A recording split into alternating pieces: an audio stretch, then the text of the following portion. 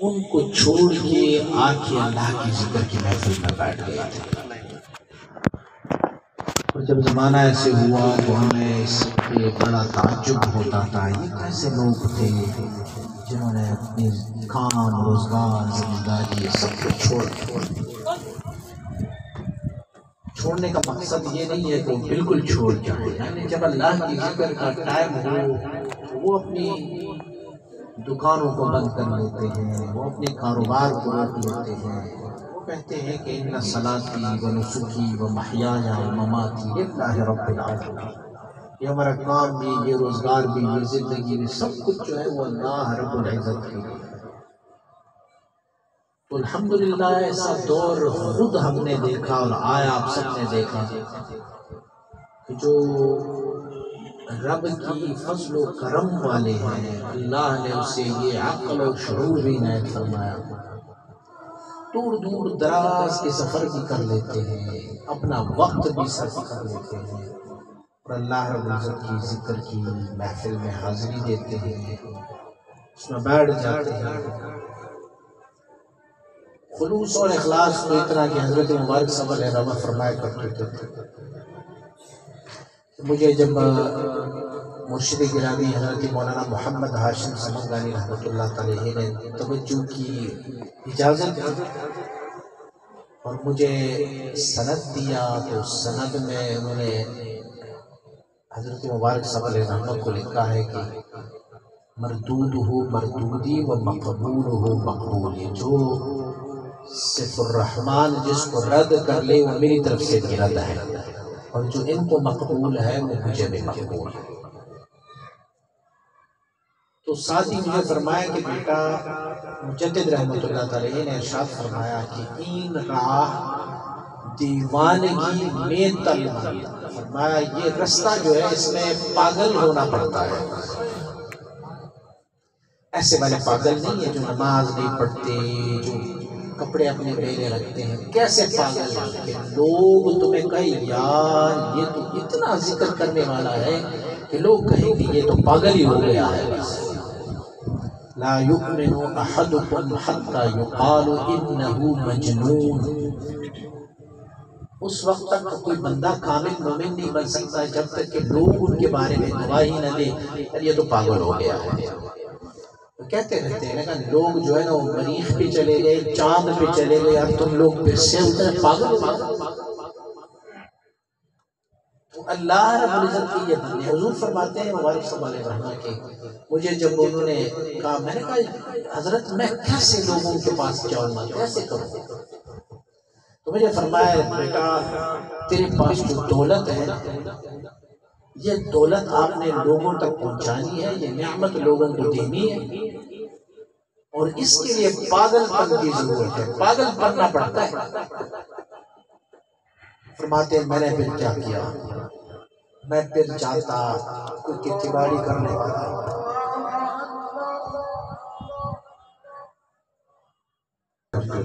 جب مرشد گرامی نے مجھے اجازت دی، فرمایا بیٹا یہ طریق جو ہے ہمارا یہ پاگل پن چاہتا ہے، تو لوگوں کو اللہ اور اس کے رسول کی طرف بلاؤ، طریقہ اپناؤ اپنا کوئی. تو فرماتے ہیں کہ ہمارے کھیتی باڑی والے علاقہ تھا، اس زمانے میں یہ ٹریکٹر وغیرہ وہاں پر نہیں تھے، تو وہ ہل چلایا کرتے تھے. میں نکل پڑتا صبح، کسی زمیندار کو دیکھ لیتا وہ ہل چلایا کرتے تھے. میں نے کو کہا بھائی آپ کے پاس 2 منٹ ہے؟ کہاں بولو. میں یہ روکو ذرا ہل کو، ہل چلانا روک دو اور یہاں آ کے وہ وٹ پہ میرے ساتھ بیٹھ جاؤ، زمین کے وٹ ہوتے. فرماتے ہیں وہ کہتا کہ کوئی ضروری بات ہوگی اس کو، وہ روک لیتا، آ کے وٹ پہ بیٹھ جاتا. میں کو کہتا یہاں پر تمہارا لطیفہ قلب ہے، اس میں ذکر کرو اللہ اللہ اللہ. تو سامنے والا ایک دم ہارٹ ہوتا، یار تو پاگل ہو گیا، مجھے اچھے بھلے کام سے آپ نے نکالا، بس اس کام کے لیے آپ نے رکھا، یہ بھی بھلا کوئی کام ہے؟ تو میں کہتا بھائی رب نے فرمایا کہ وَلَذِكْرُ اللَّهِ اکبر، ساری چیزوں سے بڑھ کر اللہ کا ذکر بڑا۔ کئی لوگ جو ہے نا وہ ریئیکٹ کر چاہتے ہیں اور کئی لوگ جو ہے نا وہ کہتے ہیں۔ تو خدا داد صلاحیت تھی کہ ان کو توجہ بھی فرمایا کرتے ہوتے تھے، فرماتے مزہ آیا تو یار بڑا مزہ آیا مجھے۔ میں ان کو کہتا ہے جمعرات کو ہمارے یہاں وہاں محفل ہوتی ہے، یہ مجھے تو جانتے ہو نا، وہ اس گھر کا ہوں، وہ ہماری مسجد ہے، تو آپ آیا کرو وہاں۔ حضرت فرماتے ہیں کہ وہ جس کے نصیب میں ہوتا وہ آ جاتا۔ اور آپ کو پتہ ہوگا نا، جو سالکین ہیں ان کو پتہ ہوگا، جس نے ایک دفعہ بھی یہ لذت چکی ہوگی نا تو وہ پہ پیچھے چلے آ جاتے ہیں۔ پھر اس اور میں کہتا رہتا ہوں کہ میں آپ کو کہوں کہ یہ روح افزا کی شربت ہے، بڑی فرق بخش ہے، بہت اچھا ہے، سارا کچھ ہے، اور آپ کو پلاؤں نہیں تو آپ کو حق الیقین اور عین الیقین جو ہے نا وہ نہیں ملے گی، لیکن میں آپ کو ایک گھونٹ پلا دوں اس میں سے تو آپ کا یار واقعی یہ شربت تو بڑی اچھی ہے۔ تو فرماتے اگلے دن میری باری ہوتی بازار میں جانے کی، جاتا دکاندار کے پاس، وہ اپنی دکان میں کھڑا سودا بیچ رہا ہوتا، مجھے کہتا ہاں بھائی کوئی چیز چاہیے؟ میں کہتا جب آپ فارغ ہو جائیں گے تو پھر مجھے آپ سے کام ہے۔ ہاں جی فارغ ہو گیا ہوں جی، بتاؤ میں اندر آ سکتا ہوں؟ آ جائیں۔ تو میں اندر چلا جاتا۔ وہاں ان علاقوں میں قانون یہ ہے کہ وہ دکانوں میں نیچے جو ہے نا وہ کارپٹ بچھاتے ہیں، قالینیں وغیرہ بچھاتے ہیں، تو وہیں بیٹھ جاتے ہیں۔ ہمارے ہاں تو یہاں کرسیاں وغیرہ، تو وہ نیچے دکانوں میں کارپٹ قالینیں وغیرہ بچھاتے ہیں، اسی میں بیٹھ کے کھانا بھی کھاتے ہیں۔ وہ کارپٹ بچھی ہوتی تھی، میں وہ کہتا 2 منٹ بیٹھ جاتا، اور بیٹھ جاتا، میں لطیفہ قلب میں انگلی رکھ لیتا، میں ذکر تو وہی کام ہوتا۔ کچھ مجھے ریٹ کر جاتے کہ نکل یار تو پاگل ہو گیا ہے۔ جب مجھے کوئی بندہ کہتا نا کہ تو پاگل ہو گیا ہے تو میرا یقین مزید پختہ ہوتا کہ اللہ نے مجھے اصل ایمان سے اب نوازا ہے۔ اور فرماتے ہوتے تھے اسی طرح میں نے شروع کیا۔ فرماتے ہیں کہ میں ایک دفعہ ایک ہوٹل میں گیا، ہوٹل میں ان علاقوں میں سب سے پہلے یہ تقریباً یہ بات ہوگی 60-65 کی، اس زمانے کی بات ہے، تو نئی ٹیلی ویژن آئے تھے، تو وہ اس نے دکاندار نے ٹیلی ویژن لگایا ہوا تھا، تو ظاہری بات ہے کہ یہ شیطانی چرخہ جو ہوتا ہے نا اٹریکٹ بہت کرتا ہے۔ تو جتنی بھی لوگ تھے نا، جس کے پاس بہت پیسہ تھا ہوٹل والوں کے پاس، تو انہوں نے وہ ٹیلی ویژن لگائے ہوتے ہیں، سارے لوگ آ کے وہ جو ہے نا وہ اس ٹیلی ویژن کو نہ کوئی فلم دیکھتے، کوئی ڈرامہ دیکھتا، اور ساتھ میں کھانا وغیرہ بھی آرڈر کرتا۔ انتہائی معذرت کے ساتھ یہ سندھی مانو بھی سارے ایسے کرتے ہیں، آپ دیکھیں گے روڈوں پر جہاں ہوٹل ہو، وہ کیا کہتے ہیں آدھے کپ چائے کو کیا کہتے ہیں؟ کٹ، وہ ان کو کہتے ہیں کٹ لاؤ، کٹ لاتے رہیں گے، وہ اس فلم کو دیکھتے جائیں گے، وہ بیٹھے رہیں گے۔ وہ جو ہوٹل والا ہوتا ہے اس کی اپنی مزے ہیں، وہ کہتے ہیں یار میرا کام چل رہا ہے، یہ کہتے ہیں میں فری میں جو ہے وہ فلم مل رہا ہے، سارے صبح سے لے کے شام تک، شام سے صبح بیٹھے رہتے ہیں سارے۔ تو آپ فرماتے ہیں کہ وہ ہوٹل کا جو مالک تھا نا، ان کی کئی ہوٹلیں تھیں، یہ افغانستان کا شہر ہے جلال آباد، ان کا بندے کا نام بھی تھا آزاد خان نام تھا۔ وہ فرماتے ہیں میں وہاں سے گیا، میں نے دیکھا یہ بڑا مالدار بندہ ہے، دنیا دار ہے، لیکن یہ اتنا غرق ہے دنیا میں کہ اس کو آخرت کی کوئی فکر نہیں ہے، اور انہوں نے یہ فلم وغیرہ بھی چلائے ہوئے ہیں لوگ جو ہے۔ تو اس شہر میں شاید یہ واحد ہوٹل یہ تھا کہ جس میں فلم وغیرہ چلتی تھی۔ میں وہاں گیا تو بیرا آیا، مجھ سے پوچھا کیا کھانا ہے؟ میں نے کہا تمہارے پاس کیا ہے؟ جو حسب معمول بیرا کہتا ہے کہ یہ ہے یہ ہے یہ ہے یہ ہے، میں نے کہا یہ کچھ نہیں کھانے دیں۔ تو کہا پھر چائے پینی؟ چائے لاؤں؟ میں کہا چائے بھی نہیں پینی۔ وہ تو کس لیے آئے ہو؟ میں نے کہا وہ تیرا مالک جو ہے نا اس سے میرا کام۔ کہا جاؤ پھر خود مالک سے ملو۔ میں گیا وہاں مالک کے پاس، میں نے اس کو کہا میں نے آپ سے ایک بات کرنی ہے۔ ہاں بولو کیا بات ہے؟ میں تو وہاں سے وہ کاؤنٹر پہ بیٹھا ہوا ہے، میں کاؤنٹر سے نیچے آئے ادھر بیٹھے ہوئے، اب میں بیٹھ گیا ان کے ساتھ، بس ان کی لطیفہ قلب میں نے انگلی رکھی، اس کو میں نے کہا یہ تیرا لطیف قلب ہے، اور ساتھ میں نے اس کو توجہ کی۔ 1 منٹ کے لیے اس کو بڑا غصہ آیا، چہرے کا رنگ جو ہے نا وہ کالا بلیک ہو گیا، کہ دوسرے لمحے میں نے اس کو دیکھا کہ اس کے آنسو جاری ہو گئے۔ تو جب اس کا دل نرم ہوا نا تو فرماتے میں نے توجہ کی۔ اب وہ مالک جو تھا ہوٹل کا، بس وہ یکدم اس کو وجد کی کیفیت ہوئی، اور اس نے جب وہاں پر وجدانی حالت میں چھلانگیں لگائی نا، وہ برتن سارے کچھ ادھر ادھر گئے۔ کہا مجھے بیروں نے آ کے مجھے پکڑ لیا، تو نے ہمارے مالک کو کیا کیا؟ کہا اس کو وجد بھی ہو رہا ہے، وہ ہاتھ کے اشارے سے اس کو منع کر رہے ہیں کہ نہ نہ نہ۔ ہر انہوں نے تعجب کیا کہ اس بندے کو پتہ نہیں کیا ہوا۔ اب مجھے اس نے جب ان کی کیفیت تھوڑی تنگ گئی تو مجھے انہوں نے کہا مسافر تو کہاں سے آیا؟ میں افغانستان کے اس علاقے سے آیا ہوں، یہ رشیا کی بارڈر کی طرف تھا، اور جو ہوٹل کا واقعہ ہوا یہ پاکستان کے بارڈر کی طرف ہے، میں اس بارڈر سے آیا ہوں۔ تو تعارف کرائی اس نے، اور تعارف کرانے کے بعد اس نے مجھے کہا تو نے جو لذت مجھے چکھائی نا یہاں پہ، تو میں اس کا شکریہ کیسے ادا کروں؟ تم یہاں رکو، جو کھانے آپ کو پسند ہے وہ کھاؤ، جو جتنے دن رکیں گے کھانے میری طرف سے سب۔ میں نے اسے کہا نہیں جی، اس کا شکرانہ یہ ہے کہ آپ دین پر آؤ، نماز روزہ زکوٰۃ حج، یہ حرام والی چیزیں سب چھوڑ دو، یہ اس نعمت کا شکرانہ ہے۔ اس نے کہا ٹھیک ہے۔ حضرت فرما رہے ہیں میں پھر اپنی تبلیغی دورے پہ آگے نکل گیا۔ انہیں کہا واپسی پہ آپ آئیں گے پھر۔ اب میں واپسی پہ تقریباً 15-20 دن بعد آیا۔ جب وہاں آیا تو ان کے ہوٹل میں داخل ہوا، میں نے اس بندے کو دیکھا، اس نے ٹیلی ویژن توڑا ہوا تھا، داڑھی جو اس نے رکھی تھی تھوڑی تھوڑی بڑھ گئی تھی، سر پر امامہ پہنا ہوا تھا، کہ جتنی بھی ان کے بیرے تھے نا ہوٹل میں کام کرنے والے سب کو انہوں نے امامے پہنائے تھے۔ تو میں نے جب ان کو دیکھا میں نے کہا میری محنت کا نتیجہ جو ہے نا وہ مل گیا، اور وہی آزاد خان جو ہے وہ حضرت مبارک صاحب علیہ رحمت کا خلیفہ بنا، اور آزاد خان کے آگے ہزاروں مرید بن گئے ہیں۔ اچھا یہ بھی کمال کی بات ہے، اس بندے نے قرآن عظیم الشان الف با تک نہیں پڑھی تھی، الف با تک اس نے نہیں پڑھی تھی، لیکن جب ان کو یہ لذت ملا نا دین کا، اور یہ تصوف کی وہ لذت باطنی مل گئی، اس نے کہا بھئی میں نے حضرت کو عرض کی کہ حضرت کوئی استاد ہو جو مجھے الف با سے شروع کری۔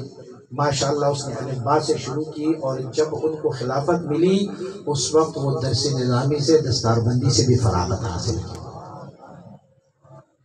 تو میں کہتا ہوں کہ اللہ رب العزت کے ایسے بندے ہیں جنہوں نے اپنی زندگیاں وقف کی ہیں، جنہوں نے اپنے کاروبار کو، اپنے وقت کو اللہ رب العزت کی یاد اور اللہ رب العزت کی ذکر کے لیے وقف کی، یہ عظیم بندے ہوتے ہیں۔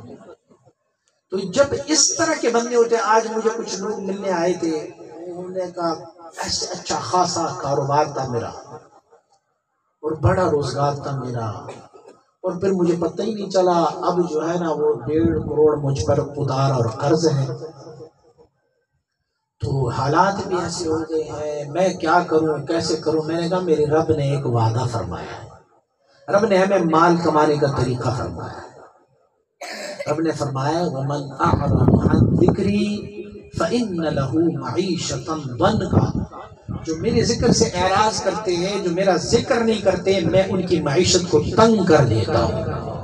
وَنَحْشُرُهُمْ يَوْمَ الْقِيَامَةِ أَعْمَى، قیامت والے دن میں اسے اندھا کر کے اٹھاؤں گا۔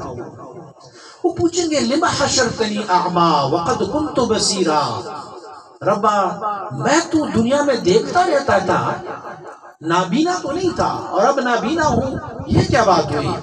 اللہ کریم فرمائے گا کَذَلِكَ تُنْسَى آیاتی، اس وقت تو نے مجھے بھولا تھا، میں اب تجھے بھول رہا ہوں۔ میرے میں نے فارمولہ بتا دیا مال کمانے کا۔ کیا فارمولہ ہے؟ کہ وَمَنْ أَعْرَضَ عَنْ ذِكْرِي فَلَهُ مَعِيشَةً ضَنْكَ، جو میرے ذکر سے اعراض کرتے میں ان کی معیشت کو تنگ کر دیتا ہوں۔ تو اس آئینے کا دوسرا رخ یہ ہے کہ جو اپنے کاروبار میں مجھے یاد کرتے ہیں میں ان کی رزق میں وسعت عطا فرما دیتا ہوں۔ اچھا اچھا آپ سوچیں گے کیسے فساد ہوتی ہے؟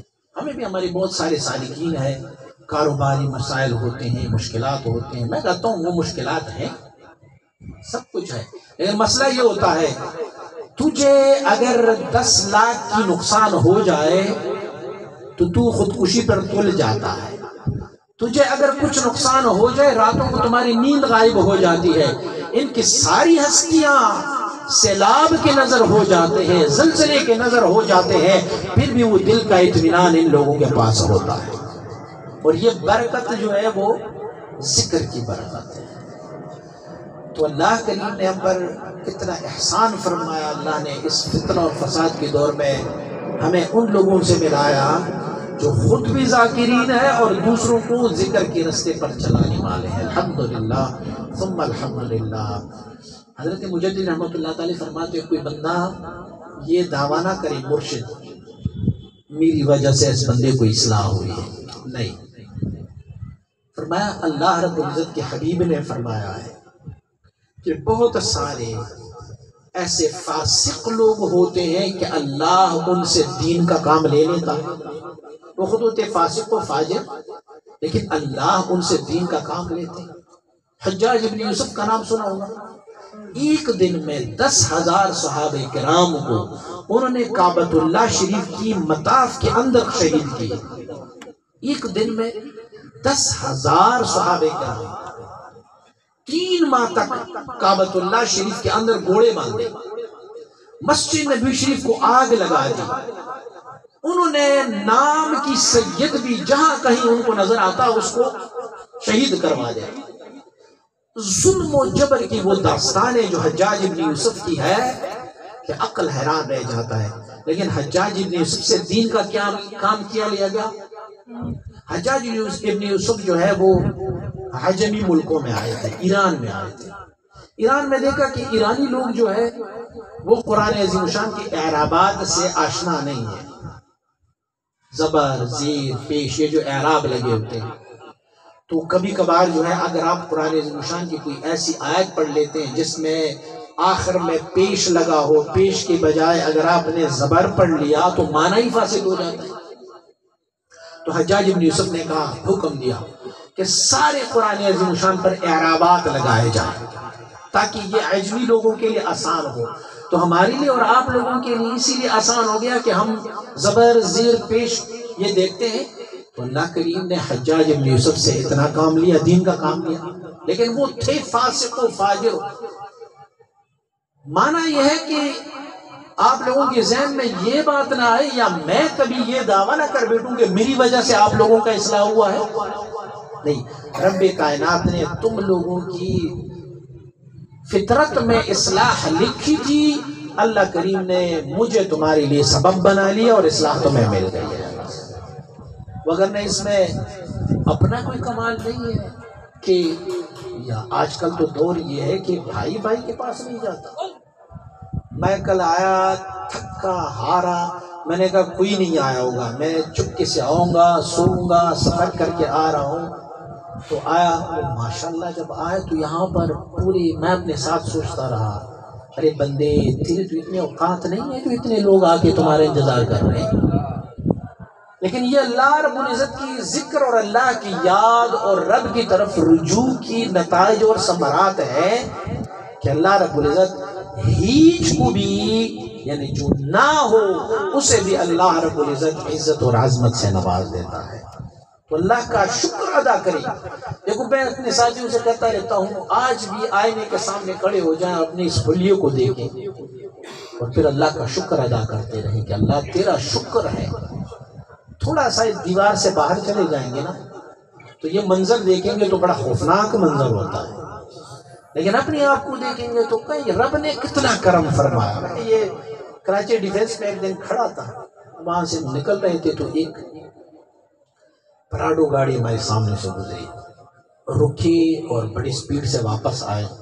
تو ان سے نیچے اترا ایک بندہ آیا ہمارے قریب، 5-6 ساتھی وہاں کھڑے تھے گاڑی کے انتظار میں. تو آیا میرے پاس آیا، سلام کیا.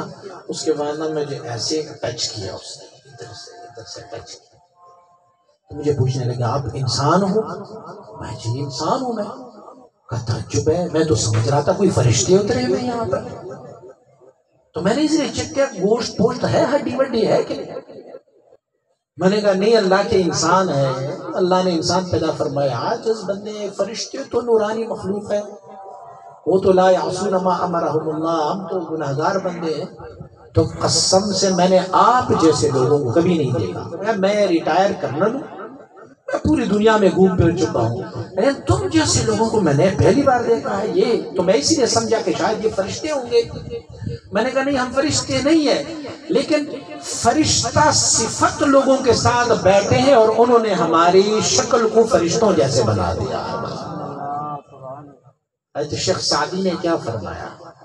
شیخ سعدی رحمۃ اللہ تعالی نے فرمایا، گلی خوشبوئی در حمام روزی، رسید از دست محبوبی بدستم، بدو گفتم کی مشکی یا عبیری، کہ از بوئی دلاویزی تو مستم، بگفتا من گلی ناچیز بودم، ولیکن مدتی با گل نشستم، جمالی ہم نشین در من اثر کر، وگرنہ من ہمان خاکم کے ہستا. آپ فرماتے ہیں میں حمام گیا ایک دن. اس زمانے میں یہ شیمپو اور صابن تو نہیں ہوتی تھی نا، ایک مٹھی ہوتی تھی جس سے بندہ اپنے جسم کو جیسے صابن کی طرح وہ بھی چھاگ بنایا کرتے ہوتے تھے. آج کل یہ ملتانی مٹی ایک بڑا مشہور ہے، تو مٹی ہوا کرتی تھی، اس میں سے اپنے جسم کو جیسے ہم صابن ملتے ہیں اس سے. میں نے جب مٹی اٹھائی نا تو بڑی خوشبودار تھی. تو میں نے زبان حال سے اس مٹی سے پوچھا کہ تو مشک ہے یا عنبر ہے، کستوری ہو یا عنبر ہو؟ کہ از بوئی دلا ویزی تو مستم، تمہارا اتنا زبردست خوشبو ہے کہ تیری خوشبو کی وجہ سے میں مست ہو گیا. تو بتا تو مشک ہے کہ عنبر ہے؟ بگفتا من گلی ناچیز بودم. انہیں مٹی نے کہا نہیں نہیں، میں تو مٹی ہوں، ناچیز مٹی ہوں، ولیکن مدت با گل نشستم، لیکن کچھ لمحات میں نے پھول کی سنگت میں گزارے ہیں، وہاں پھول کے ساتھ بیٹھا. تو جمالی ہم نشین در من اثر کر، وہ جس کے ساتھ میں بیٹھ گیا اس ہم نشین کی جمال نے مجھ پر اتنا اثر کر دیا کہ سعدی تیرا جیسا بندہ بھی مجھ جیسے مٹی کو اب مشک اور عنبر کہہ رہا ہے. وگرنہ من ہمان خاکم کے ہستم، وگرنہ میں تو وہی مٹی ہوں اور وہی مٹی تھا، جیسے پہلے تھا ویسی مٹی اب بھی. تو یہ ان ہم نشینوں کی جمال کا اثر ہوتا ہے. میں نے اسے کہا ہم ایسے پھولوں کی سنگت میں رہے ہیں، بھلے ہم خار ہی کیوں نہ ہو، لیکن جب پھولوں کے سنگت میں ہوتے ہیں تو خار بھی پھول کی ہم نشین ہوتے ہوئے عظمت پا جاتے ہیں. مدینہ کی خار بھی تجھے پسند ہے کہ نہیں ہے؟ وہ مٹی بھی تجھے پسند ہے نا، وہ خار بھی تجھے پسند ہے. مدینہ کی کتے اور بلیاں بھی پسند ہیں. وہ کیوں پسند ہے؟ کیونکہ وہاں پر یار بستا ہے، اور جو یار بستا ہو جہاں پر وہ در و دیوار بھی منور ہوتے ہیں، ان کے ہم نشین بھی منور ہوتے ہیں. بلکہ میرے رب کے حبیب نے تو بالکل آسان فرمایا. حدیث آپ سب نے بار بار سنی ہوگی کہ یہ جو اہل ذکر ہوتے ہیں بیٹھ جاتے ہیں حلقہ ذکر میں، اور پھر فرشتے آتے ہیں اور پھر ان کو ڈھونڈ لیتے ہیں، اور پھر وہ اللہ رب العزت سے وہ مذاکرہ کرتے ہیں اور سارا کچھ.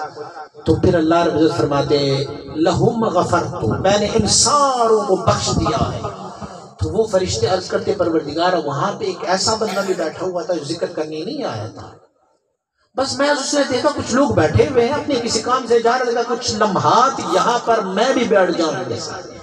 تو اللہ رب العزت نے جواب ارشاد فرماتا ہے. اللہ رب العزت فرماتے ہیں ہم قوم لا یشقى جلیسهم، یہ ذکر کرنے والے، یہ میری یاد میں لینے والے لوگ تو عام لوگ نہیں ہیں، یہ وہ لوگ ہیں کہ ان کے ساتھ بیٹھنے والے بھی کبھی بدبخت نہیں ہوتے. اللہ غفرت، میں نے وہ ذکر نہ کرنے والوں کی بھی بخشش اور مغفرت فرمائی ہے. میں اینڈ کر دیتا ہوں، جب بھی اینڈ کرتا ہوں تو میں ایک مصرع اور ایک آخری جملہ کہتا ہوں کہ دنیا میں ہمارا قانون یہ ہے، دنیا میں ہمارا قانون یہ ہے کہ دوست کا دوست بھی دوست ہوتا ہے. میرے گھر میں آپ تشریف لائے ہیں، آپ کے ساتھ کوئی آئے ہیں، انجینئر صاحب آئے تو اپنے چچا صاحب کو لے کے آئے میرے پاس، تو میں ان سے پوچھا کون ہے، تو کہ میرا چچا ہے۔